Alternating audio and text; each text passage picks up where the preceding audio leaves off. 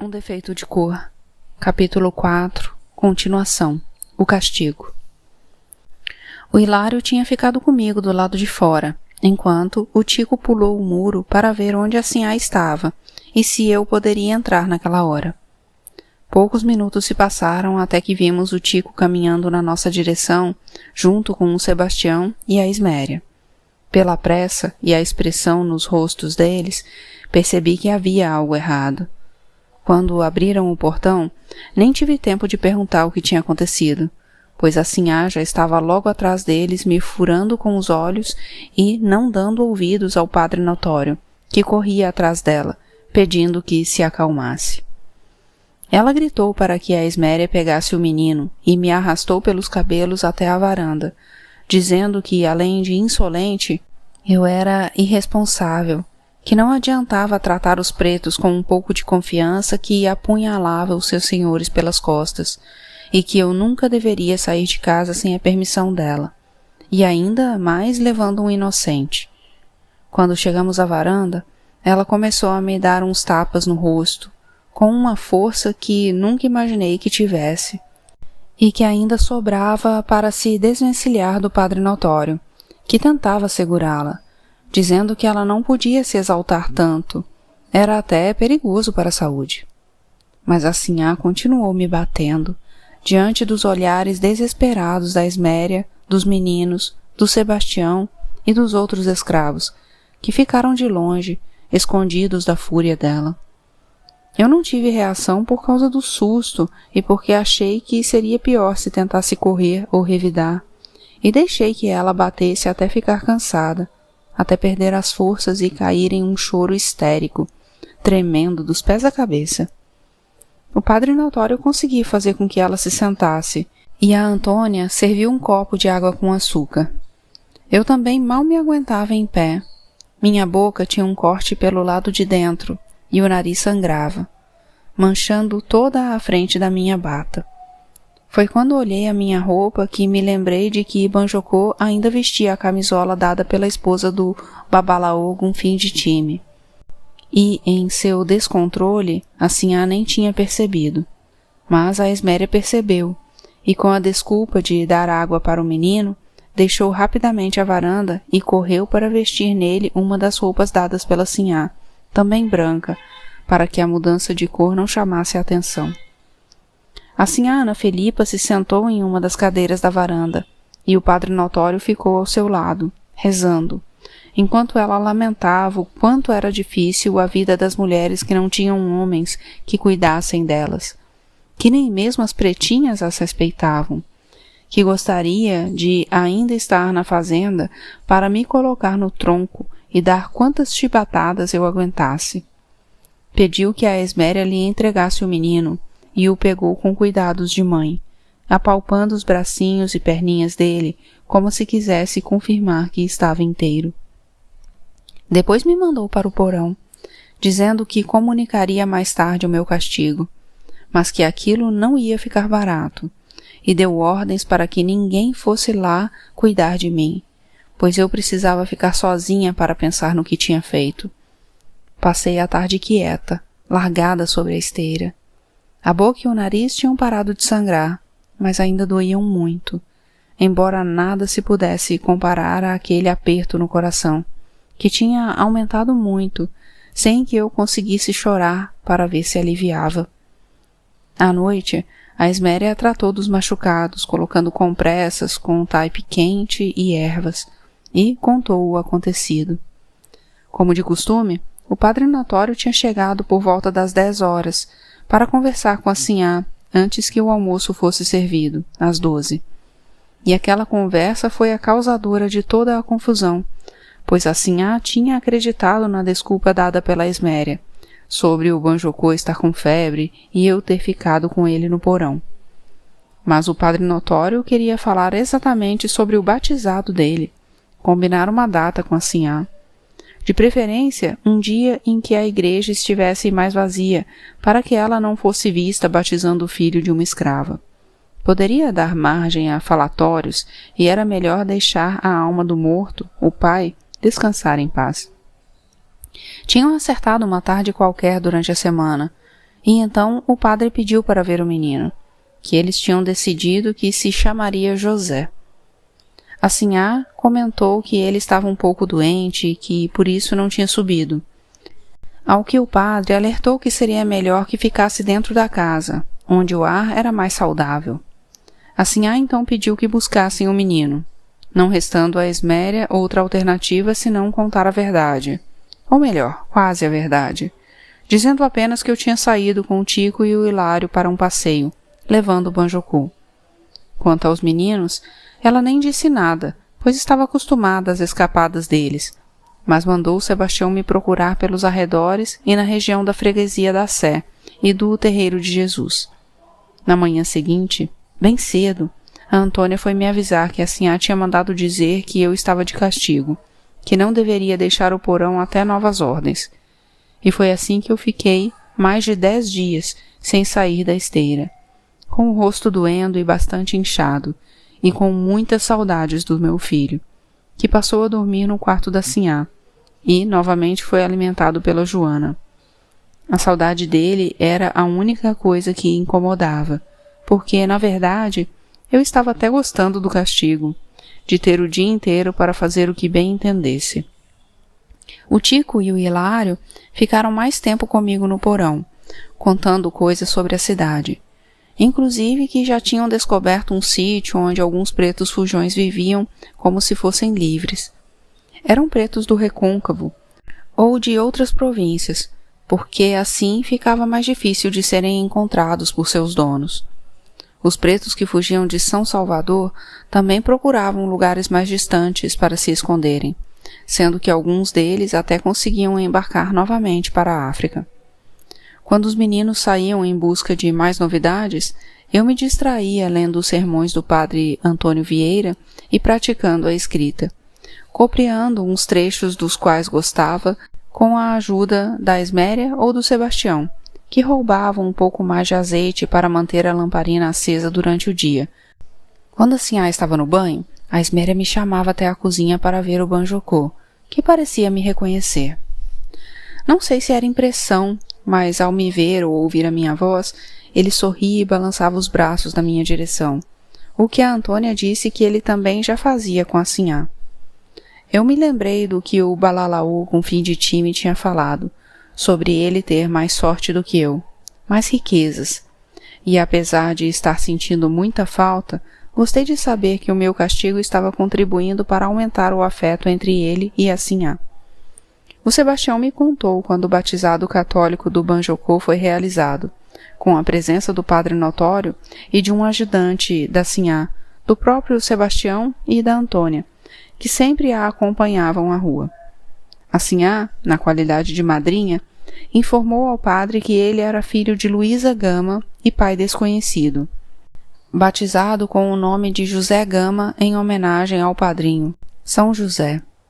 A Antônia estava feliz, não só porque a sinhá tinha passado a sair mais de casa e sempre a levava como companhia, mas também porque tinha ganhado roupas novas muito bonitas, parecidas com as roupas das vendedoras do Ancoradouro, mas de um tecido muito mais elegante, seda, que a sinhá preferia chamar de silk. Quando saíam, ela também usava algumas joias emprestadas pela sinhá, colares e pulseiras de ouro, e um broche no bonito pano da costa, jogado sobre o ombro direito. A sinhá ia principalmente às casas de algumas senhoras, novas amigas da sociedade, e a Antônia ficava esperando no quintal ou na cozinha, conversando com as pretas da casa e as acompanhantes das visitas, todas sempre muito bem arrumadas. Ela disse que as sinhás se vestiam vaidosas por estarem acompanhadas de pretas bem vestidas e educadas, como eu, de fato, pude perceber quando fui trabalhar para os ingleses. Os ingleses. Tudo aconteceu muito depressa. No dia em que saí do castigo, a sinhá mandou me chamar e disse que era para eu subir com a minha trouxa. A Esméria não soube explicar o motivo, e fiquei com medo de ser mandada de volta para a fazenda, pois a Antônia disse que tinha acabado de chegar um homem com um ar de capataz ou algo assim. A sinhá Ana Filipa me esperava na sala, com um banjocô no colo, e informou que eu tinha sido alugada, que podia me despedir do meu filho, pois ele ficaria muito bem com ela, e que estava fazendo aquilo porque não podia se arriscar me mantendo por perto depois do que eu tinha feito. Na verdade, ela tinha um grande medo de que eu fugisse levando o menino, o que, confesso, tinha passado muitas vezes pelos meus pensamentos, mas eu não tinha coragem de fazer. Não por mim, que poderia arrumar maneira de me cuidar, mas ele era ainda muito pequeno, precisava de cuidados. Não podia dormir em qualquer lugar ou ficar sem ter o que comer, pois meu leite já tinha começado a diminuir e poderia acabar de vez se eu não me alimentasse. Nos primeiros dias do castigo, o peito ficava tão cheio que chegava a doer. A Antônia tinha me instruído a tirar um pouco todas as manhãs e antes de dormir, e a cada dia eu precisava tirar menos do que no dia anterior. Um chá que a Esméria preparava para que o leite não empedrasse também contribuiu para isso, visto que o Banjocô não estava sentindo a menor diferença entre o meu leite e o da Joana, que ia até o solar 3 a 4 vezes por dia. E foi assim que saí da casa da Sinhá Felipa e entrei na casa da família Clegg, agarrada pelo braço por um escravo deles e equilibrando na cabeça uma trouxa com mudas de roupa, depois de ter dado um único beijo no rosto do meu filho e tê-lo deixado chorando nos braços da sua protetora.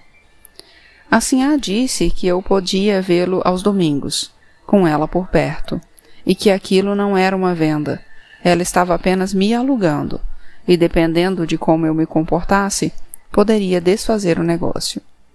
Não tive tempo de me despedir dos outros, apenas um rápido olhar para a Esméria e a Antônia, e o choro do Banjocô me acompanhou até o portão. A casa dos Clegg não ficava muito distante, o que me tranquilizou um pouco. Estava a apenas 10 ou 12 casas seguindo em direção à freguesia da Graça, do outro lado da rua.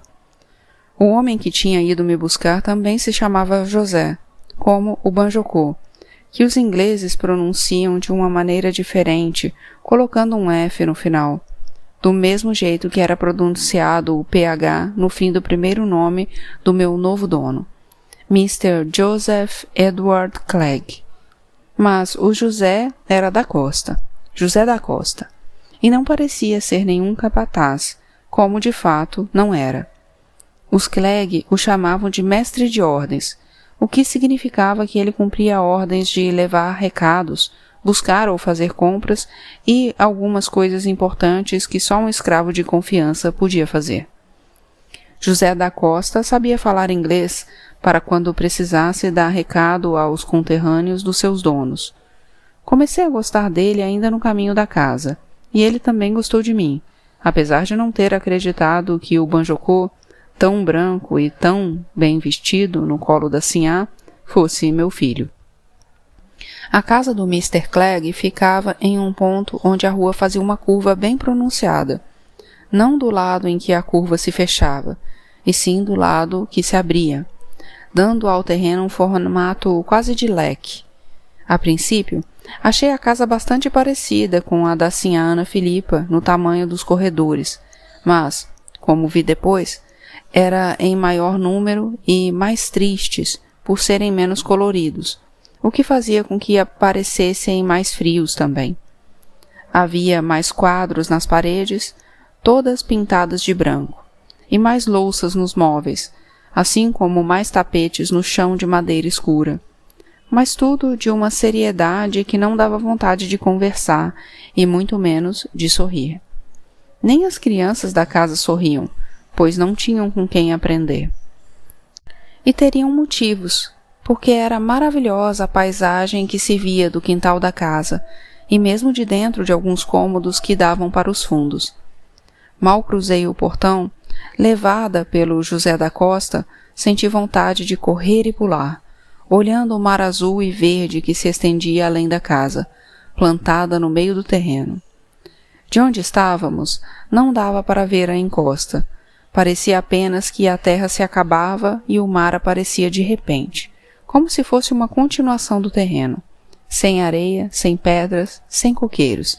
Apenas o mar, um tapete de recortes irregulares jogado sobre a terra, com desenhos de várias ilhas em um ponto a outro. com destaque para a ilha de Itaparica. O José da Costa me levou para os fundos da casa e me disse para esperar, pois ia avisar a governanta.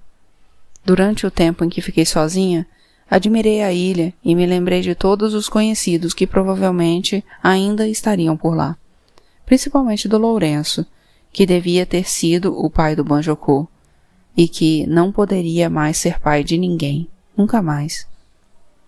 Miss Margaret, a governanta, era uma mulher de idade não muito definida. Pelo rosto quase sem rugas, eu diria que era nova, mas pelo jeito de se vestir e de se comportar, parecia mais velha do que qualquer outra pessoa que eu já tinha conhecido, incluindo a minha avó e a nega Florinda. Sob as roupas pesadas, dava para perceber um corpo magro, muito magro, o que era acentuado pelo modo como ela prendia o cabelo, puxado em um coque muito apertado no alto da cabeça, fazendo com que parecesse ainda mais alta. Só usava vestido cinza ou azul marinho, de tecido grosso, lã, fechados até o pescoço e mangas compridas, roupas impensáveis para aquele calor. E talvez até fosse por isso mesmo, para não sentir calor, que ela se mexia o mínimo possível, pois uma coisa que chamava a atenção nela era a economia de gestos, de palavras e de expressões. Nunca movia as mãos quando conversava, nunca deixava transparecer um único sentimento que fosse, nem de raiva, nem de alegria, nem aprovação ou desaprovação, coisas que também não se percebia nem no tom da voz, sempre muito baixo, sem se alterar. Ela se manifestava somente por palavras que, nos primeiros tempos, para mim eram bastante difíceis de entender, porque ela não falava direito o português e não eram raras as vezes que, além do inglês, também usava palavras em francês. Entre eles, os da casa, só se conversava em inglês, língua que acabei aprendendo razoavelmente bem, o que facilitou muito a minha vida alguns anos mais tarde. Naquele dia, Miss Margaret olhou para mim, mantendo uma certa distância, como se tivesse nojo, e depois mandou chamar a Domingas, encarregada de me arrumar. A Domingas era uma das escravas de confiança, assim como o José da Costa, e no primeiro momento ela não gostou muito de mim, como aconteceu com as outras pretas da casa, que eram bastante snobs. Fui aceita somente quando me tornei uma delas, e não apenas no jeito de me vestir, mas também tive que aprender inglês e a me comportar de maneira diferente, guardando uma certa distância, pois não gostavam de muita intimidade. Algumas tinham trabalhado somente para ingleses, mal falando português, visto que muitas famílias pareciam se revezar na casa, que pertencia ao governo deles, onde uma bandeira inglesa estava sempre içada no jardim da frente. Percebi que entendiam o português, mas não gostavam de falar, e aquele era também um jeito de se sentirem superiores. A Domingas já tinha trabalhado em casa de brasileiros e disse que eu precisava parecer mais bem-educada. Quis saber a minha idade, e quando eu disse que tinha quase 15 anos, ela comentou que, se os da casa perguntassem, deveria dizer que tinha no máximo 13, pois a minha função era fazer companhia às 3 filhas dos senhores, e elas preferiam uma criança. Gostei disso, apesar de achar que seria muito diferente, mas ainda me lembrava com alegria da época em que tinha por função fazer companhia à sinhazinha Maria Clara. A Domingas me levou para os fundos do terreno. Deixamos o pomar onde estava a casa e descemos por uma escada bastante íngreme, toda de pedra, que ia quase até o pé do mar, pois não havia praia naquele trecho. Depois de descermos quase meia encosta, saímos em um lugar que parecia escavado e aplainado na rocha, que continuava sua descida desabalada, no ponto em que era constantemente batida pelas ondas. Era nessa parte que tinha sido construído um barracão onde os escravos dormiam. O barracão era todo construído em madeira sobre o terreno rochoso, onde se sustentava preso por chapas de ferro em formato de cotovelo, aparafusadas tanto na parede quanto no chão.